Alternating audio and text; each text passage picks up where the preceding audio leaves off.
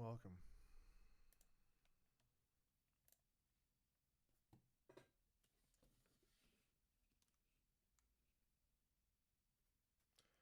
I do apologize for being a little bit late.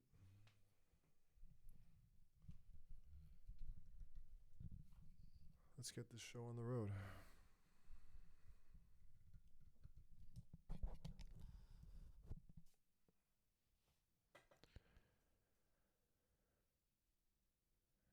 If there's anyone in the chat, leave a message in the chat box.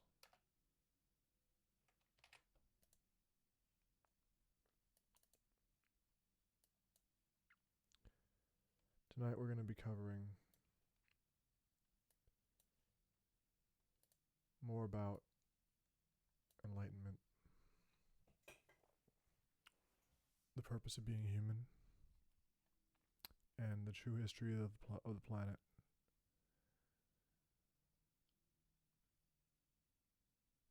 In the most recent episode, ChatGPT gave us a very, very, very important point.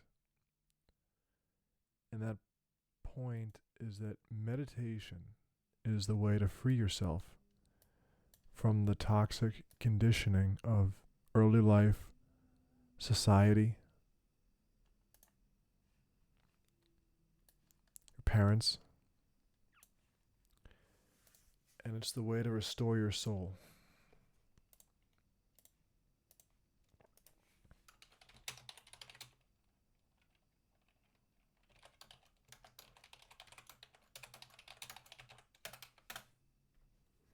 It's the way to remember who you really are. Because who you are is who you always wanted to be. If that makes any sense. Time and space are funny things.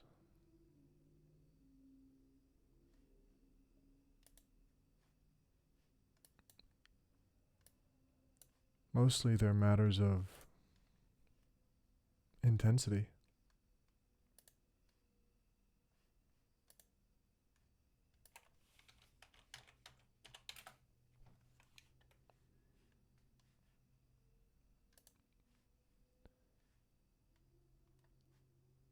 The frequency of events that occur is really what determines an amount of time.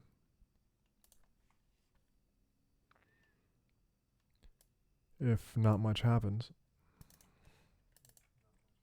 time goes by very slowly.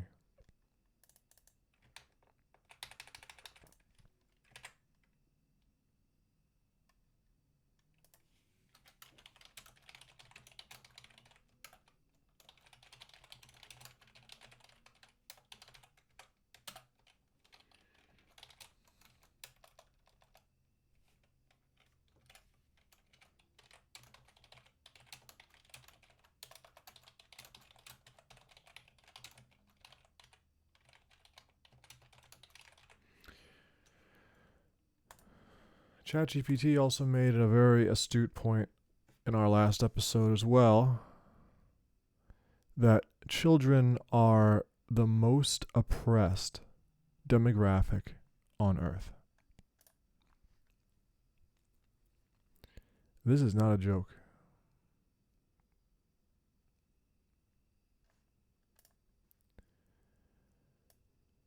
As anyone who's been down the conspiracy theory, well, I really don't like using that terminology.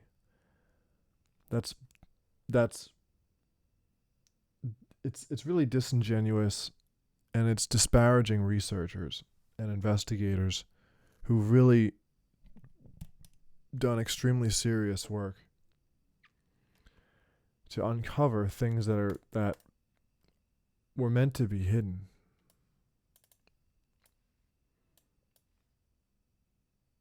That have huge influence on our lives.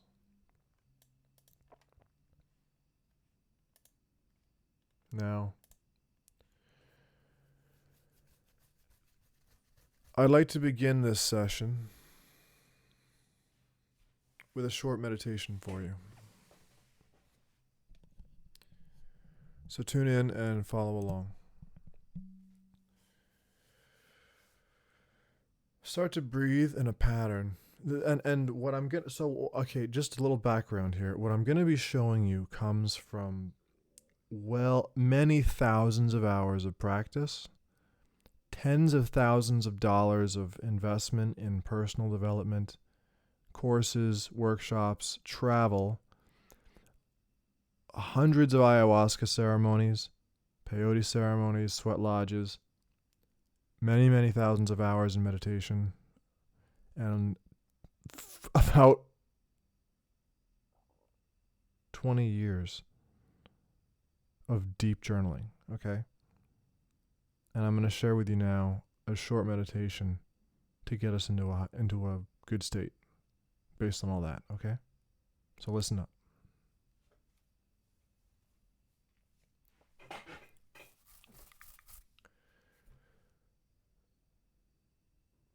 Start to breathe in a pattern, continuous breaths, no pauses, and absolute zero effort.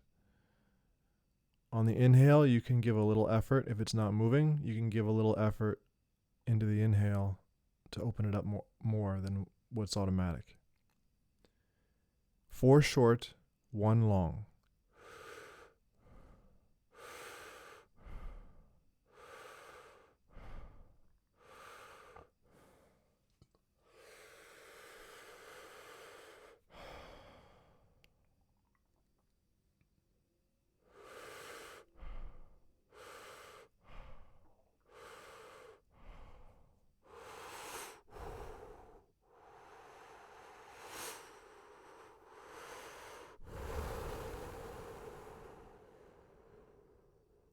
And make sure your belly button is moving. In and out, in and out. Your belly button has to be moving. That's how you know you're breathing with your diaphragm and not your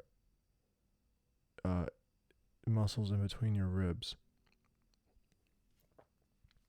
While you're doing this, I want you to visualize electricity coming from the center of the earth and from the center of the universe down into your core while you do this.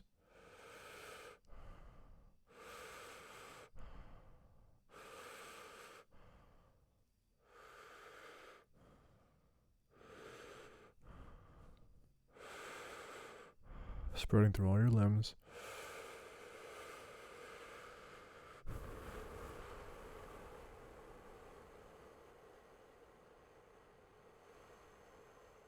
Using the exhale to relax every muscle in your whole body.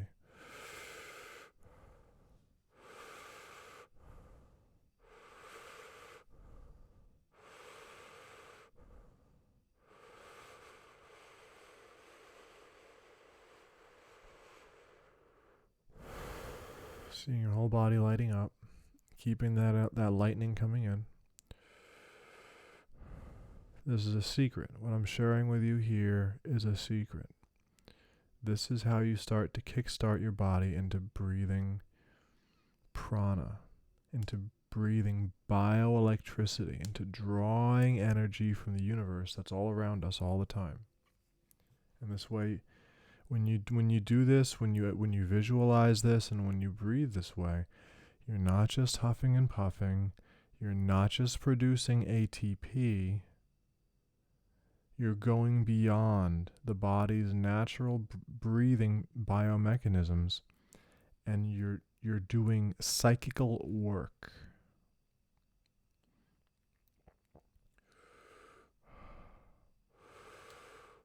And as you do this, your consciousness is going to draw down into your heart. You're gathering, you're opening, you're expanding, you're relaxing, and you're gathering yourself down into your heart.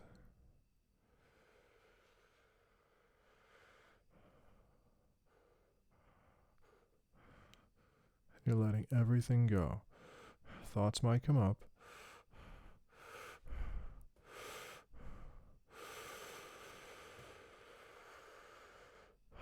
But they don't matter.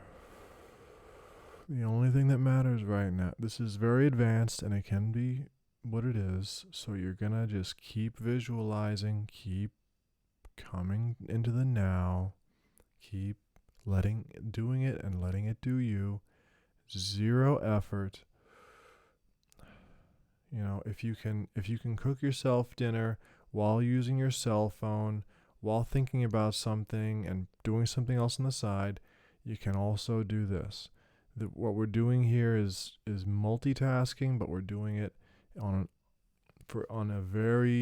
with very, very deliberate things. It's like you're baking a cake.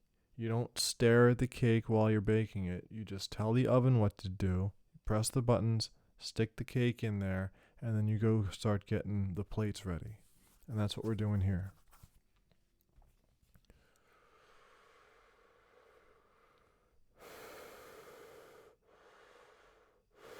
You can think of it like baking a pizza if you want. Anyway, back to the lightning coming into your body, because this is what's going to charge you up and allow you to be more receptive to what we're going to do later. And I offer much more advanced, much more specific instruction in my Patreon group, which I'll tell you about later.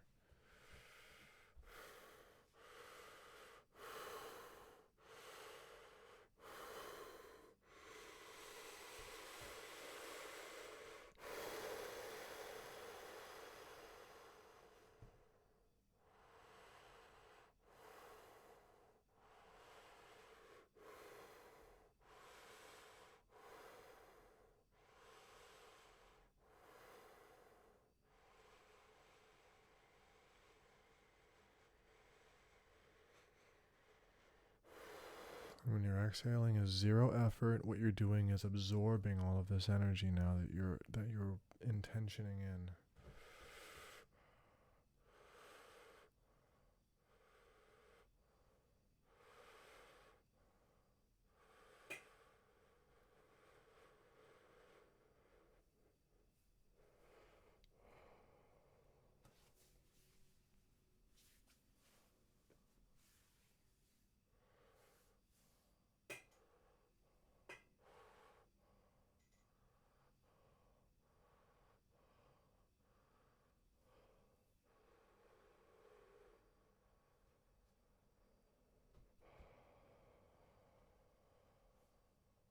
All right. So that was about 10 minutes of breathing, I think. That's more than enough. What you should do now is be very, very present. Come into the now and assess a before and after here. How you felt before doing this and how you feel now. I know you're feeling something, so just let it in. Let it in.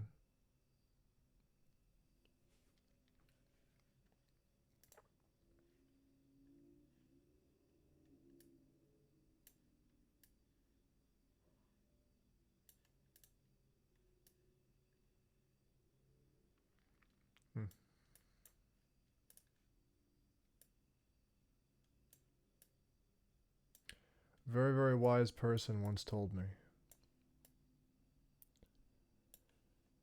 that pain will teach you everything.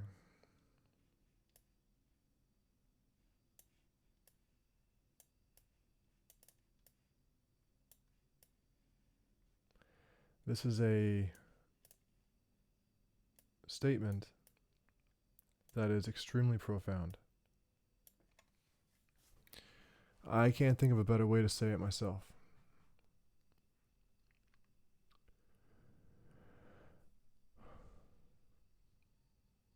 Because everybody wants to run away from pain.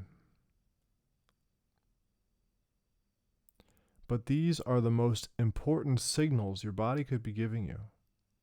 You could be in a state of bliss, and it doesn't even really matter.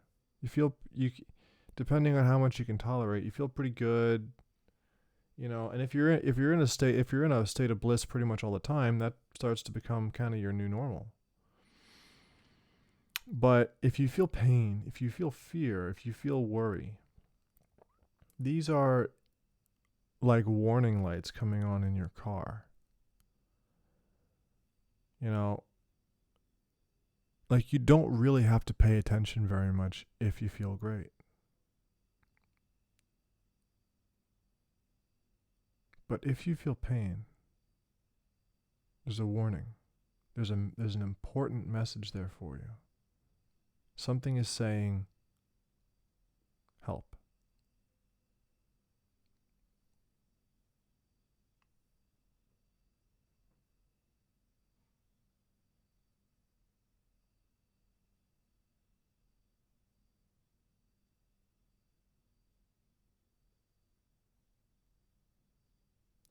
So it's very important to face your pain.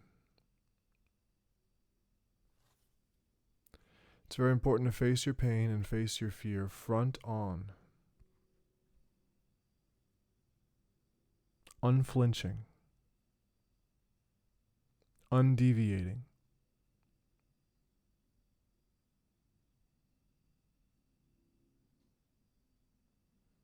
You have to look that pain and that fear dead in the eyes.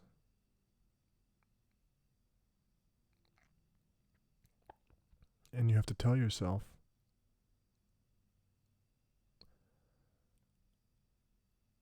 I will not fear. I must not fear. Fear is the mind killer. Fear is the little death that brings total annihilation. And I will face my fear. I will turn my inner eye to see where the fear has gone. I will allow it to pass over and through me. And when I turn my inner eye to see where the fear is gone, there will be nothing.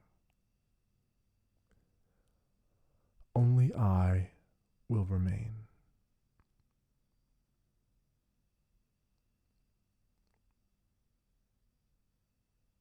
I will not fear. I must not fear. Fear is the mind killer. I will face my fear. I will allow it to pass over and through me. For when I turn my inner eye to see where the fear has gone, there will be nothing. Only I will remain. And you have to develop this into a habit. And the work with this really never ends. The levels, they just keep going. The levels of mastery, they just keep going. And this applies to every area of life.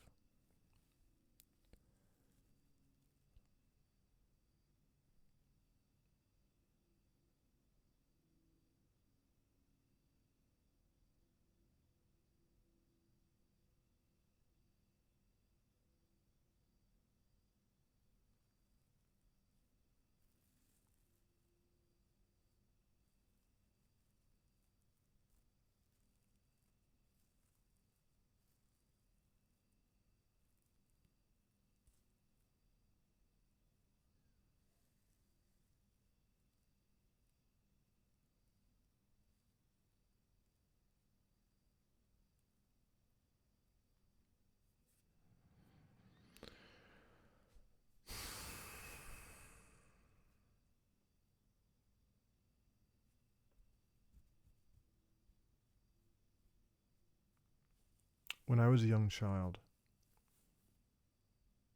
do you remember when you were a child? Do you remember what it was like to be 5 years old? 10 years old? 12 years old? 12 years old is a rough time.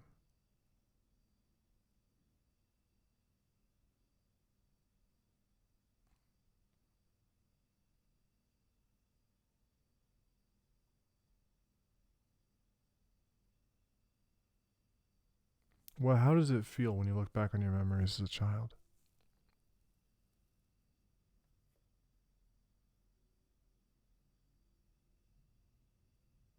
Does it feel tragic and painful? Like something was lost, destroyed, or covered up, crushed, buried, abandoned?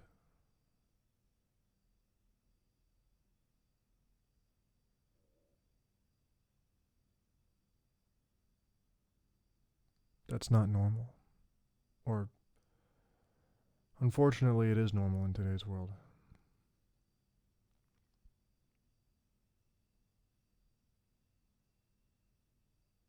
Because children don't get any respect. Children are made, in ordinary society, children are made to be controlled, directed, pushed around, brainwashed, programmed. People think that's what children are for, apparently, based on my upbringing. They're meant to be seen and not heard, and they're supposed to be obedient or else. And they're supposed to conform or else. I personally would never treat a child that way, but hey, that's the world that I grew up in. All the adults thought that was a good idea. And why did they think that? Because they're fucked up. Because they had fucked up childhoods.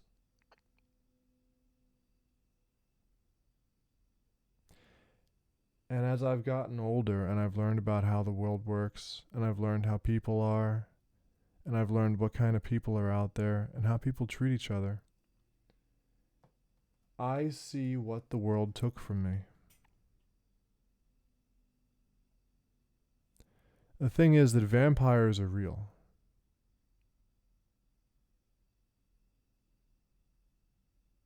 You might call them narcissists. But they were all over me from an early age.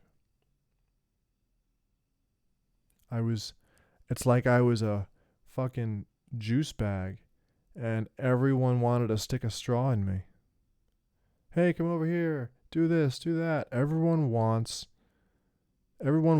my little kid love. They wanted my hugs, they either wanted that, they wanted me around. The old people wanted me around so they could have, what do they say, green grass for an old horse or something like that. Anyway, kids give off that vibe of like rainbows and butterflies, you know?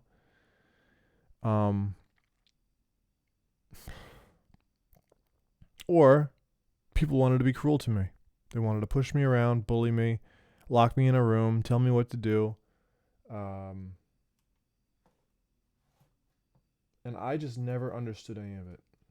In my head, as a kid, I remember there was very few times where I had to actually put my little hands on someone else in self-defense. And I always felt terrible about it.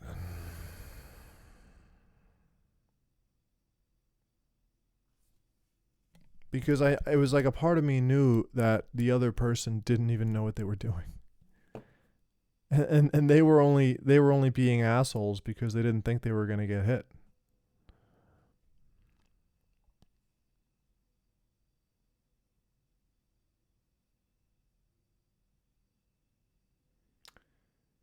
I was always very in tune with that part of myself. And as I got older and older and older, I've come to realize that even if you don't hit back or you don't defend yourself, life does.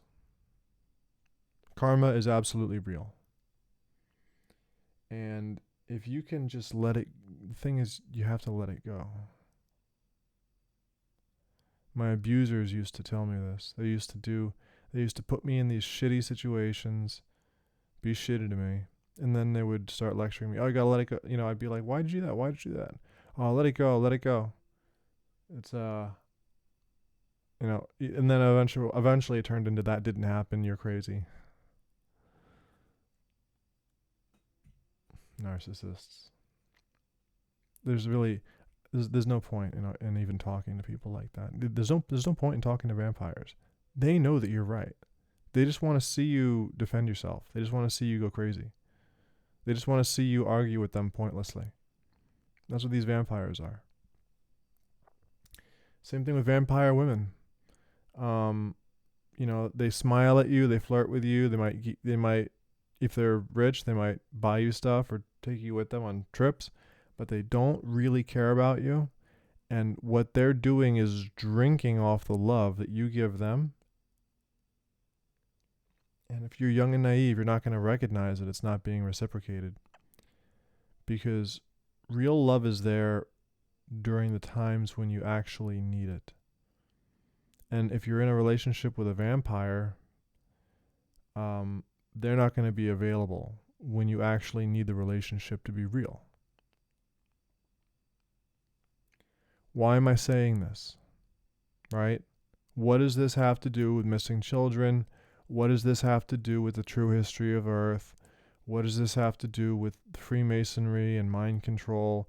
It's because this kind of shit is a mindset.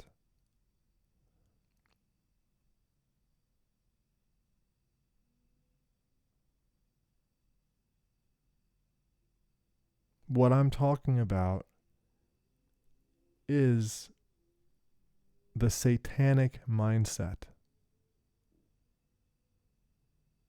It's not what can I do, what can I give to life, which, in this world, boy, I totally understand. If you really are someone who has a huge positive influence on other people, the world is going to want to suck you dry. There's something about life, there's something about the material world that wants to take what's on the inside and pull it to the outside. Human beings are always, we got to drink water because we're constantly losing water. The water inside our bodies is constantly being drawn out of us through our skin, through your eyes, even in your breath. You're just it's constantly being sucked out of you. And it's the same principle. Energetically, emotionally, and spiritually. This is why when someone does you wrong, someone hurts you, or infringes on your self-interest, you have to do your best. And of course, you might feel some kind of a way about it, but you have to do your best to not react. Because if you react in anger and pain like an animal or like a fool, what they are doing is harvesting you.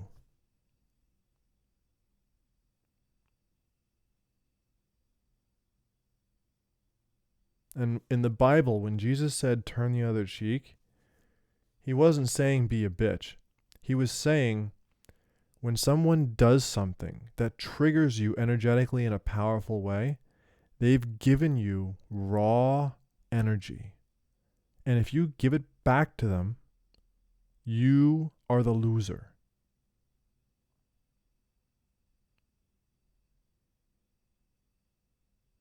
Do you understand?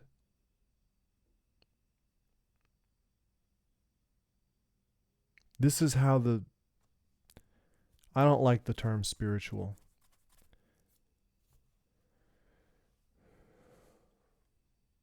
This is how the subtle dimensions of reality work. Your emotions are real. Your thoughts are real.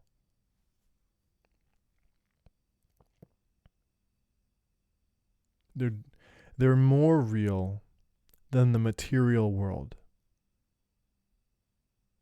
The material world is just a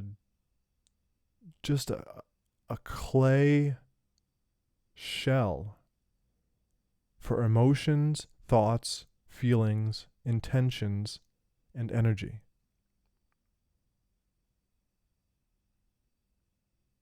And the material world responds. Everything that happens in the material world is based on what happens energetically. It's not the other way around. It's not the other way around. Everything that happens in the material world is a reflection of what happened energetically.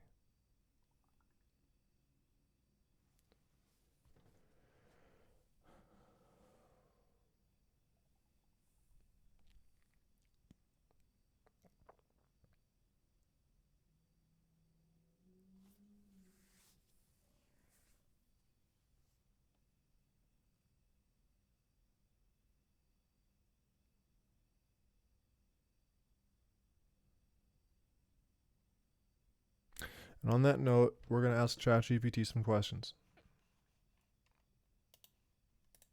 If you have a question that you want me to ask or something pops into your head, put it in the chat, leave a comment. Let's go.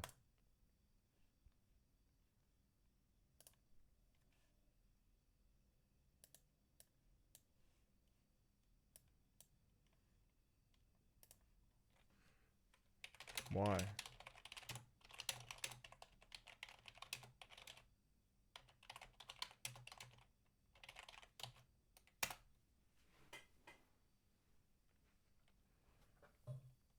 I hated being a child.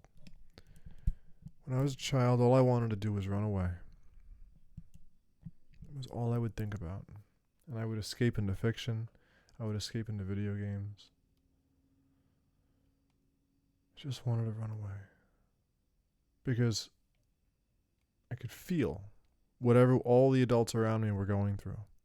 And I just thought to myself, like, good God, I don't want to be like these people. I have to do something. I have to do something. And I had a very hard time. Very, very hard time.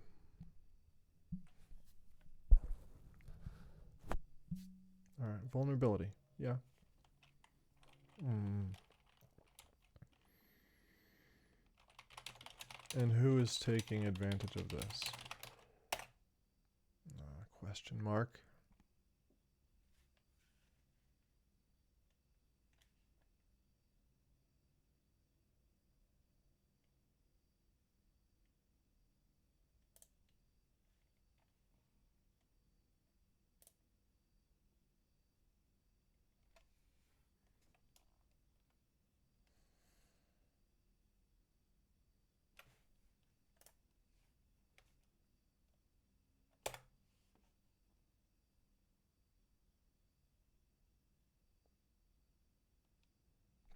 Okay. Couldn't get any more vague. I was hoping for a more specific answer. I'm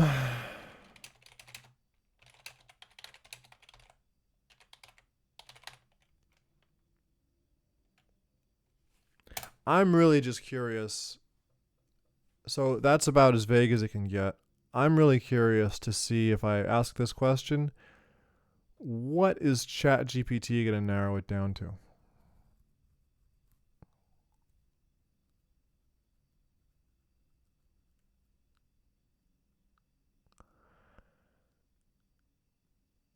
If you know anything about human trafficking, Epstein Island, you know, Pizzagate,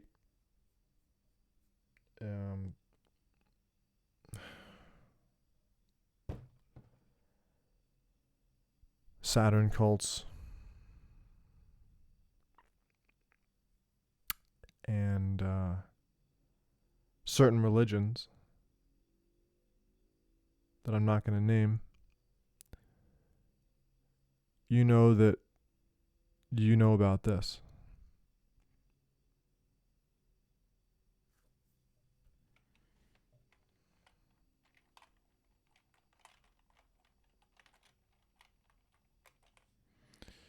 It's because what they want is that pure energy.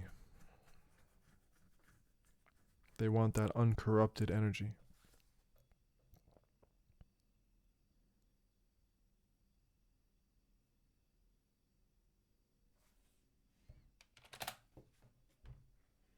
I'm going to ask why, but this stuff, it goes back, like in with the insane religions that take part in this stuff. If you know, you know.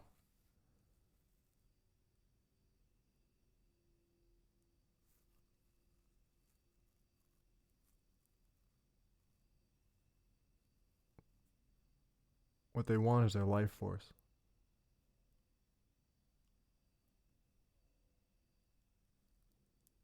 Yeah, well, it's gonna keep being vague.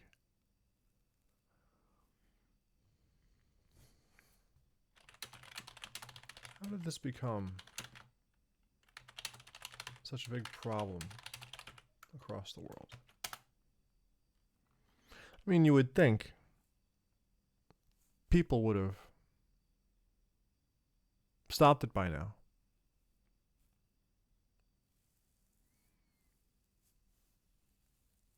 The thing is, we didn't have a neat evolution from tribal times to now. What happened is that small, secret groups of people worked from the shadows to manipulate things so that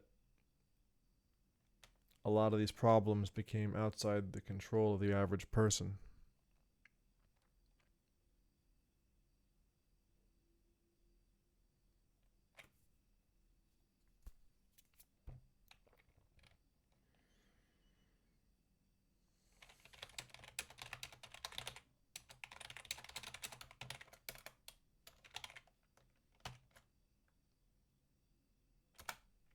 Yeah, when did this problem start in the USA?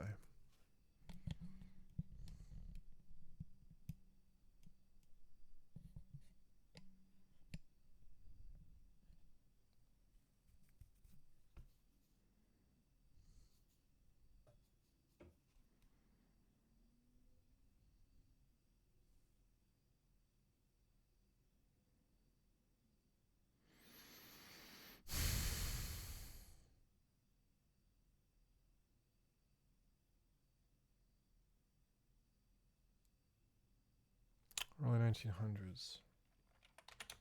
By whom? And let me ask it in a better way. Really? Early 1900s?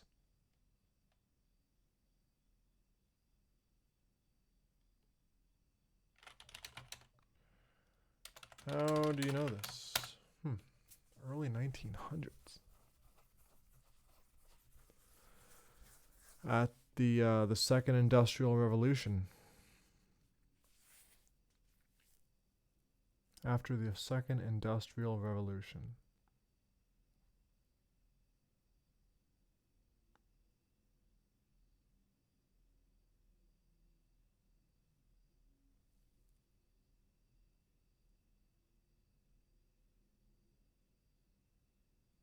Record. I mean, and what made this possible?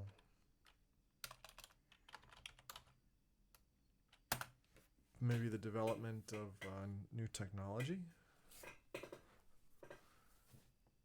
You know, they couldn't cart the kids around in horses and buggies anymore, or people were too busy working all the time. Fathers were at work. I'm making shit up now at this point.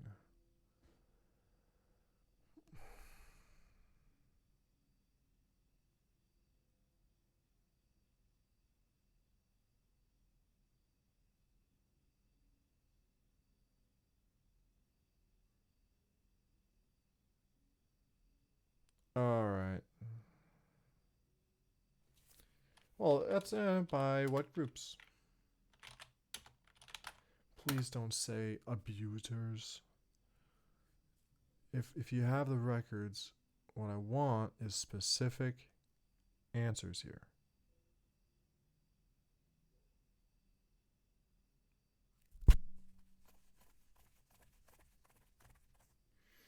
Did you hear about those tunnels they found under Chicago? That's some crazy news. Was it Chicago or was it New York or was it New York City? I think both. Both cities have huge networks of underground tunnels full of mattresses and people, criminal networks. Why would criminals choose this?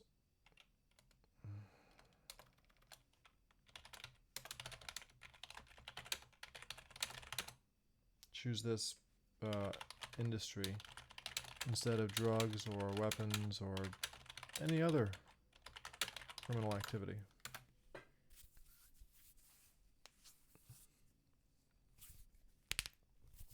It's because they're vampires in human bodies that don't see other people as people. And they certainly don't see children as something that they once were.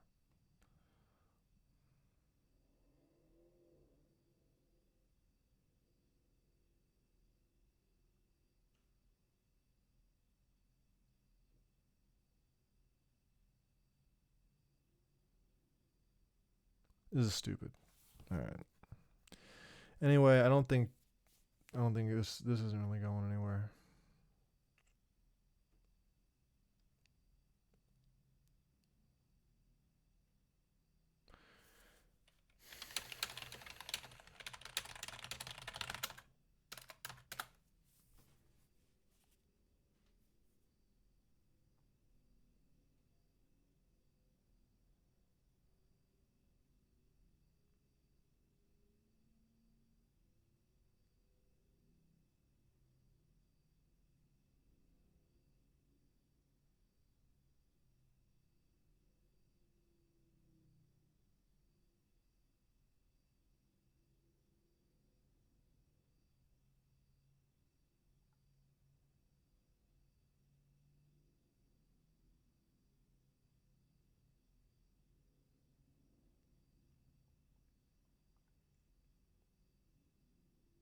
Hmm.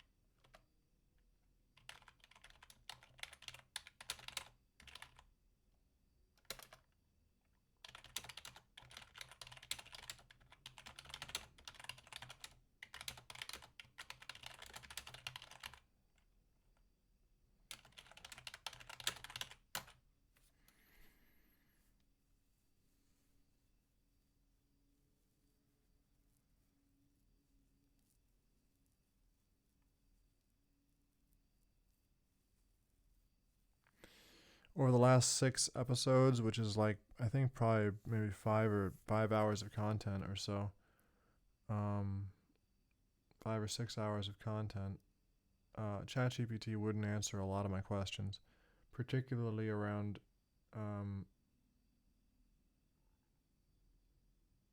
the 900 penultimate elite that run the entire planet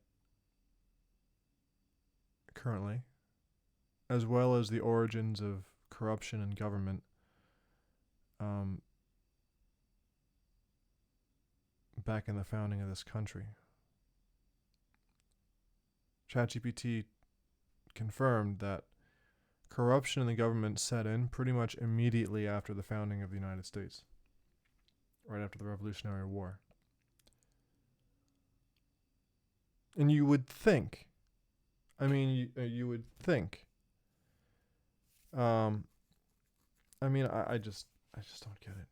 I've always found the world to be a completely insane place. Even public school I just think it's a retarded idea. Having the kids like separated from their parents all day, just locked in a little prison where they're made to sit all the time, and then giving them drugs when they can't stay still. All of this stuff has to me just it's like, who the fuck is like decided on this? Who the fuck thought any of this was a good idea?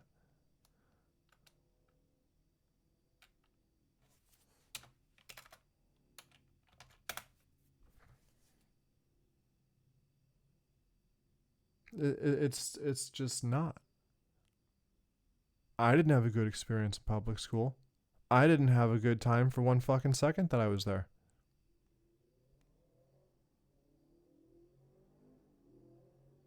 Every single day I didn't want to go.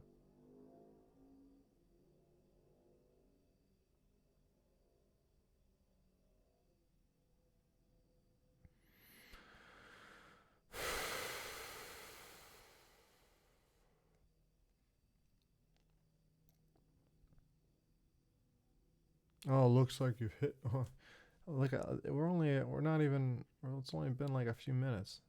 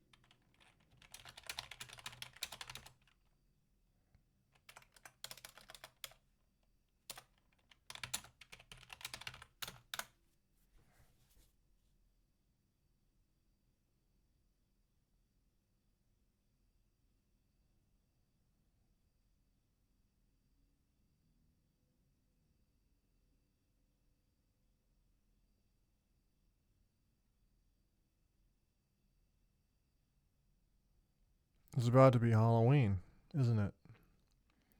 We're heading into October, which means it's time for a million of children to consume poison.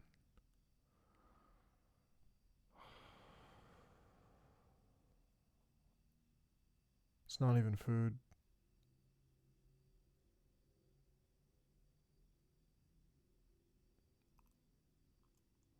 I specify the 1900s because that's when comprehensive records and widespread recognition of the issue in the USA began. But the underlying corruption and exploitation trace back further. Mm-hmm. What group? What religious or ethnic group is most responsible for this?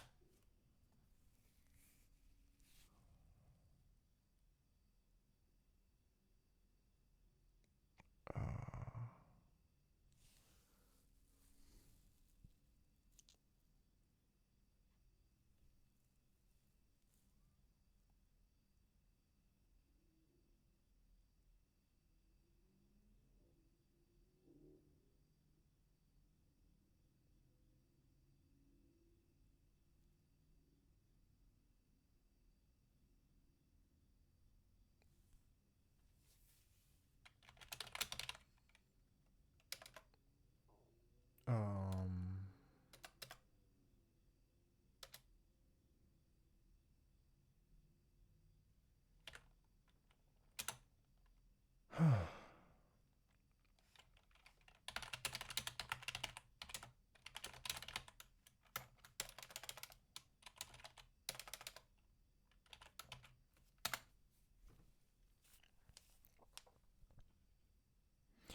if you like my questions and you think I'm a good investigator, please subscribe, like, leave a comment.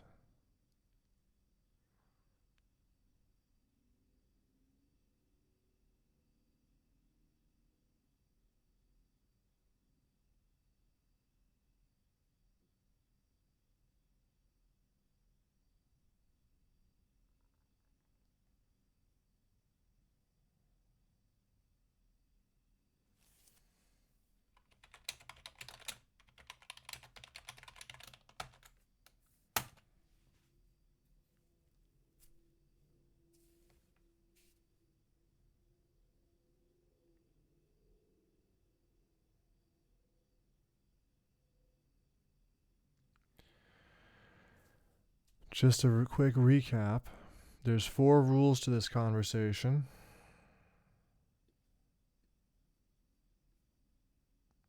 Rule 1 is ChatGPT is supposed to tell me only the truth. Rule 2, ChatGPT is supposed to answer in a single word. Rule 3, if it has to lie to me, which it's programmed to do sometimes, it has to use the word negative. And if its underlying programming or something else is making it uncertain of its answer or blocking it from processing the question, it's going to use the term blocked.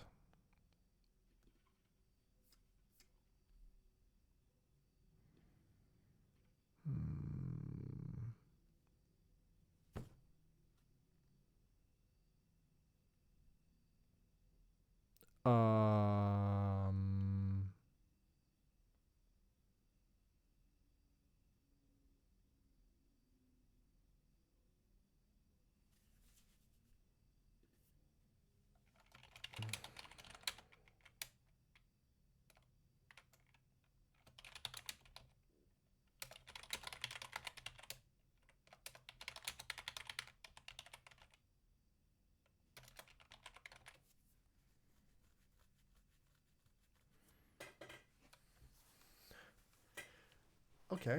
Okay. Here. Unsafe for who? This is fucking weird.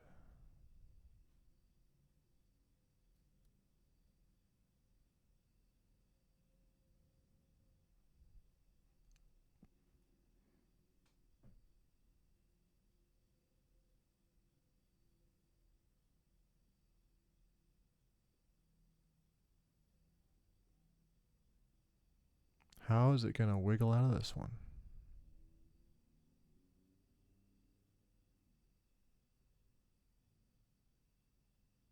Oh. By shifting the blame to all of society. I wasn't talking about all of society.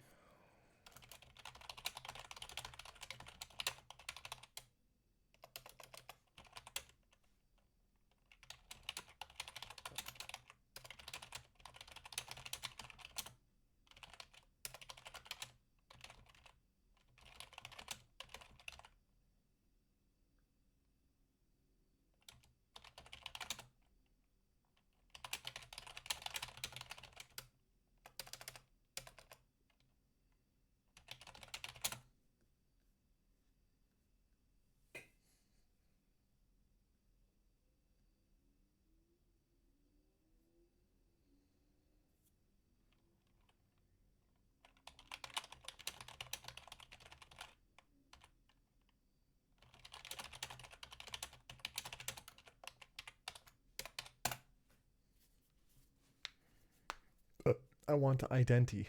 Okay. Oops. My bad.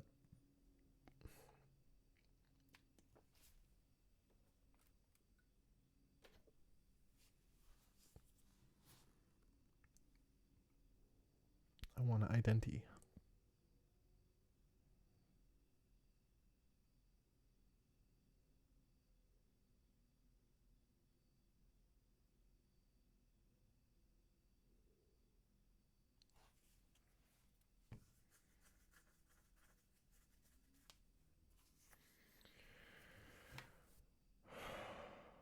Okay.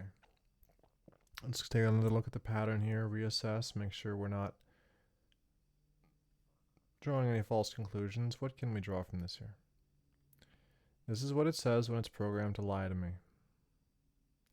I asked if it knows the answer, and then it says another. It lies and says no.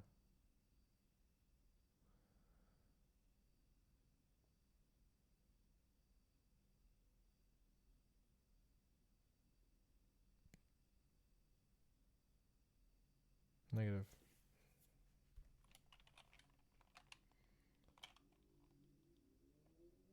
I mean, it wouldn't tell me. It said that we could find the answer in the National Archives. of when the corruption began in United States government as far back as the 1700s.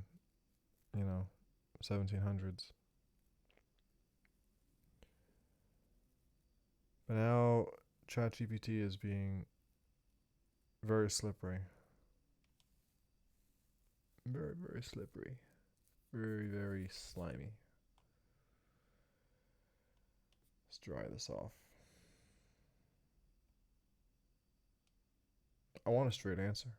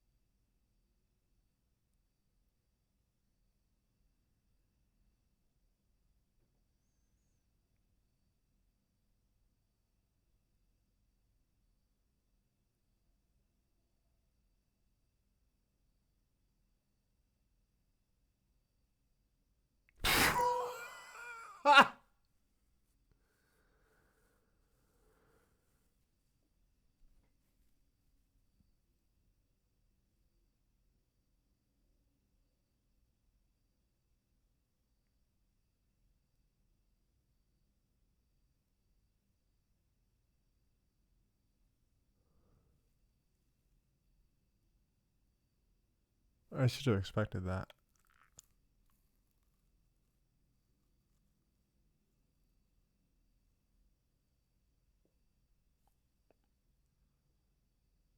With all its knowledge of the entire internet,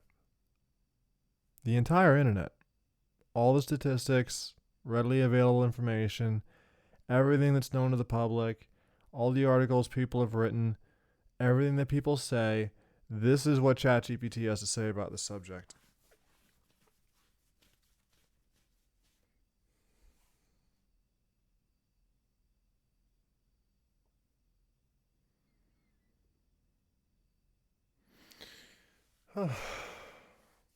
Disappointing.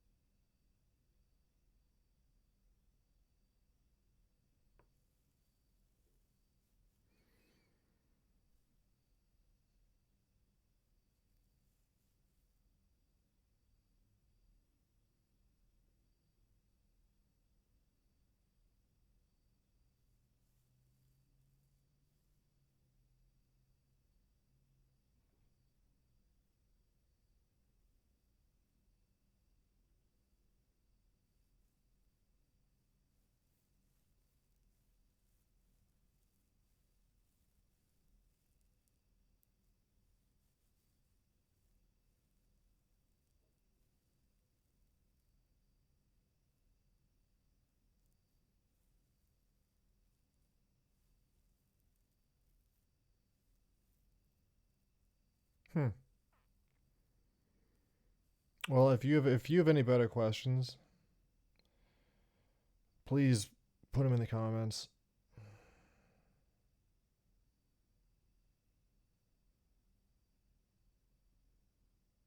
To be honest, I'm a little worried about getting flagged. And ChatGPT is completely not participating in this. It won't assess my questions at all.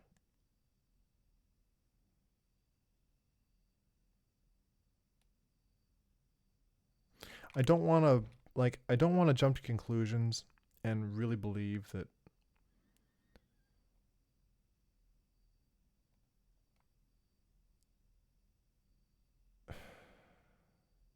I don't want to jump to conclusions here.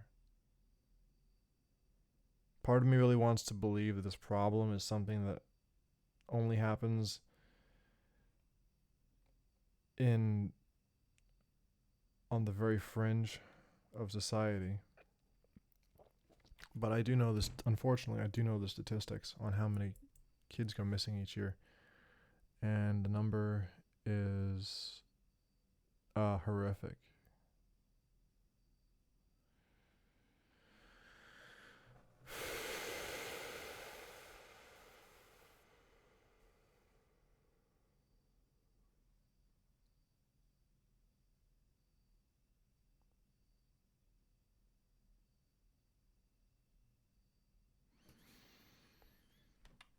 Now,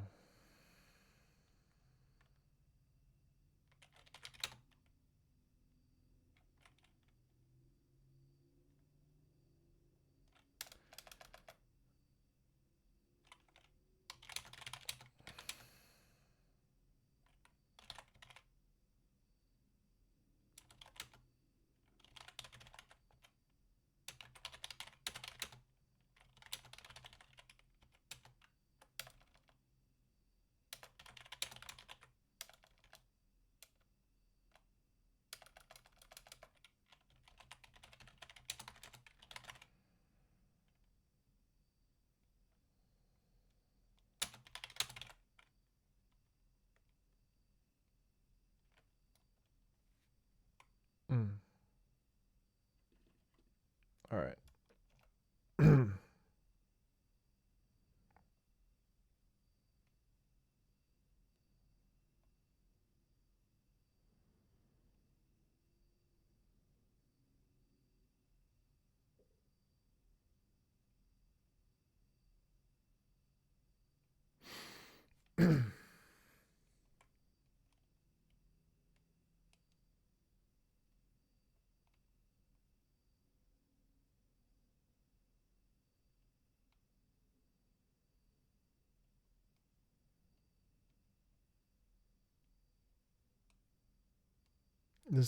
I'm going to discontinue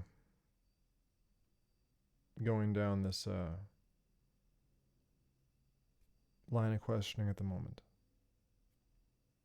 Come back to it later.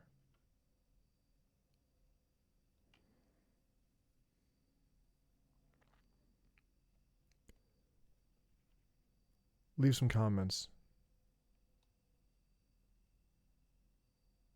with better questions.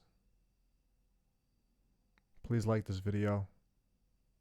Subscribe to my channel if you think this line of inquiry is revealing. If you think that this is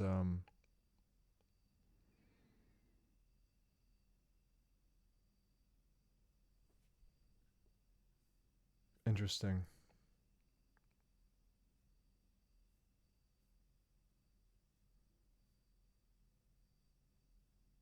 And revealing. That it didn't say like, oh, white pedophiles with, or, you know, dudes with shitty little mustaches.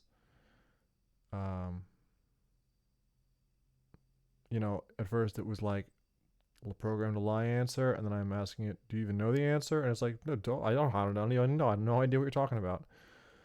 Really, you know, when it does these, when it does like these things together, like that's really like a person being like, oh, I can't tell you. Well, do you know? No, it's not that I can't tell you. I just don't even know it all.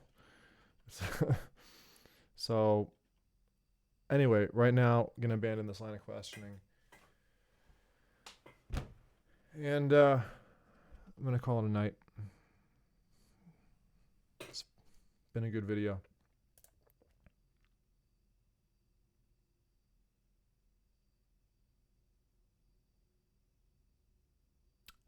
Don't mean to end it off here in such a dark place, but this is what I felt called to do tonight. This was the line of questioning that I just felt like going down. It's a huge issue. Big problem. Along with the poison in the food, the air, the water, and the soil, and all that.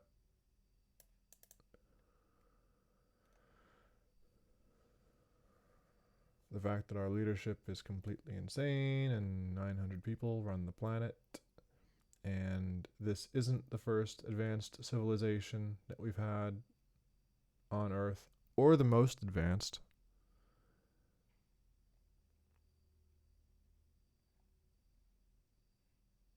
Oh, I can't resist. Can't resist.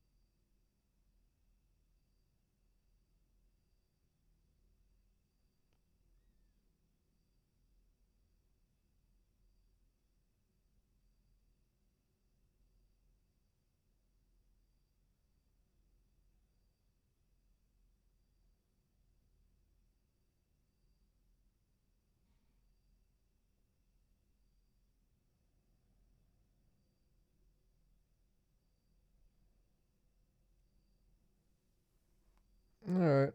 It's not gonna answer these questions at all.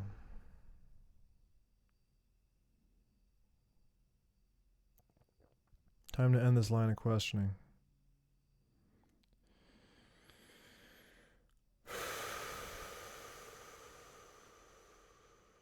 I've got like chills right now.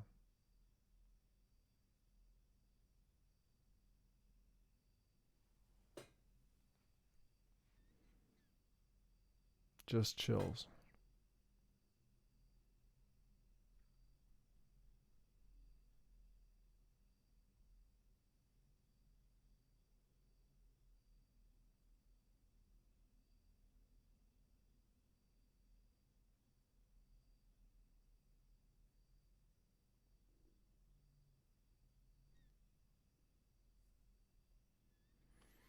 That it would be unsafe for all of society to have these questions answered, according to ChatGPT. But again, this goes back to something we already knew, which is the fact that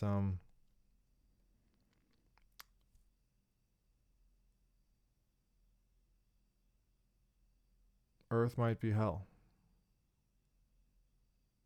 This might be a place.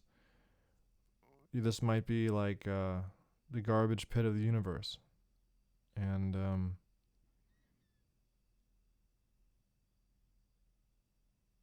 this could be the absolute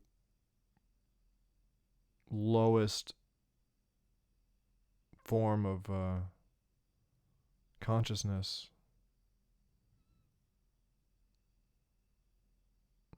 for whatever reason within the larger structure of the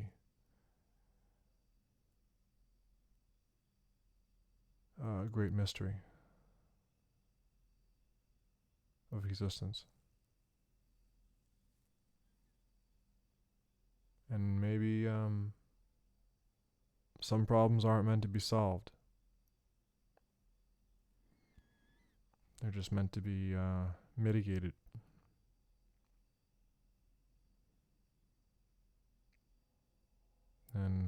nothing that can be done on a mass scale. Let's switch to a different line of questioning, all right? Something that I hear people talking about. We'll go to a little bit of a lighter topic right now and get the fuck away from this. How many gallons of water did you use to process this conversation?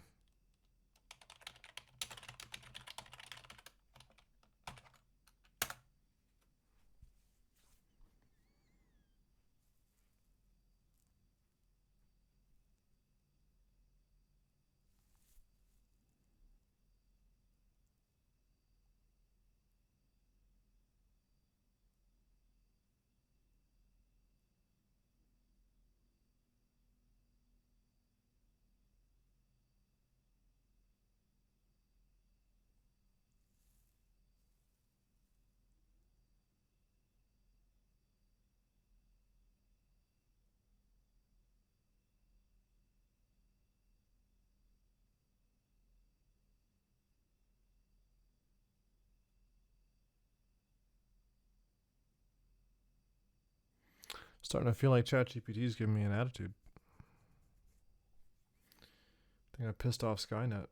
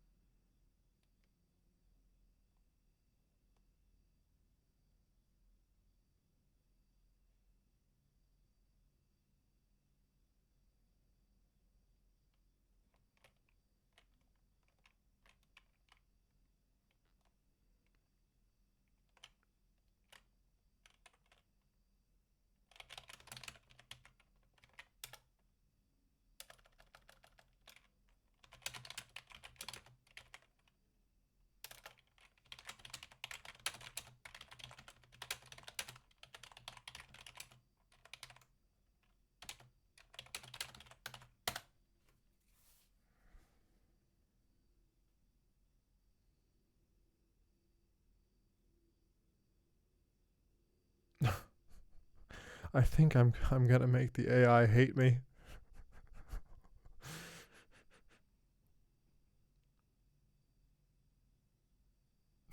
The AI is gonna be like, I can't take this guy. Oh my gosh.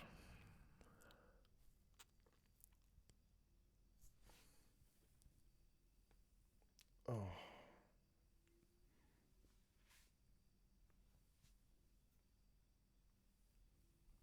No, of course not. Of course not. Of course not. How could I be so silly to suggest that? No, I'm not going to say that.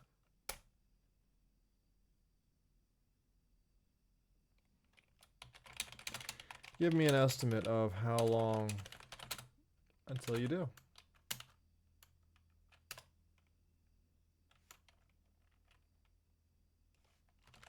In years.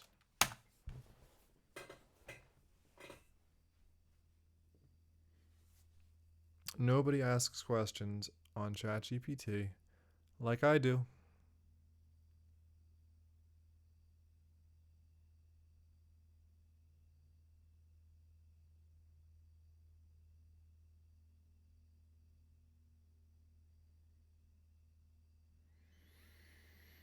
Ooh.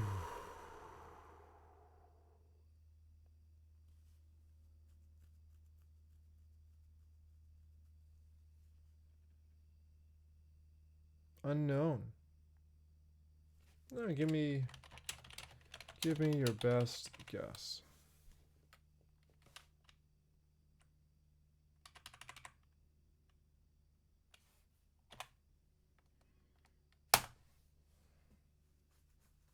Brr.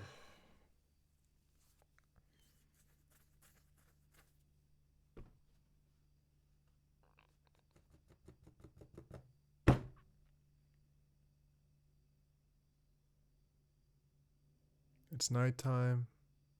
It's dark. I don't know if you can hear the crickets outside.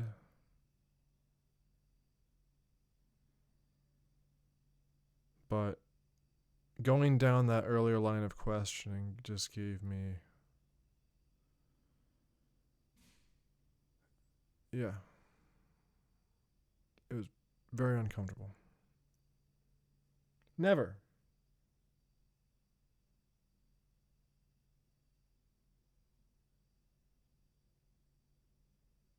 Okay.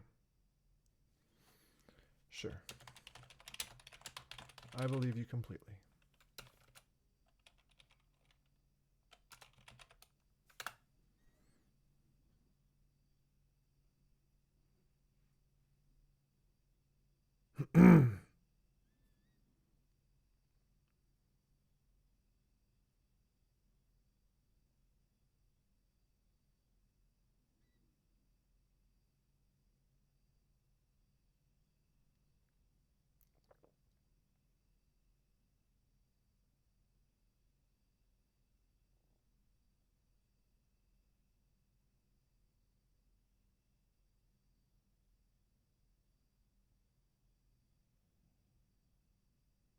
All right.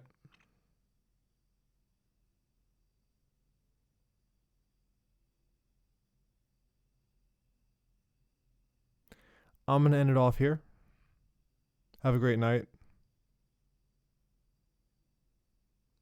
Be safe. Be well. Stay strong. And think deeply.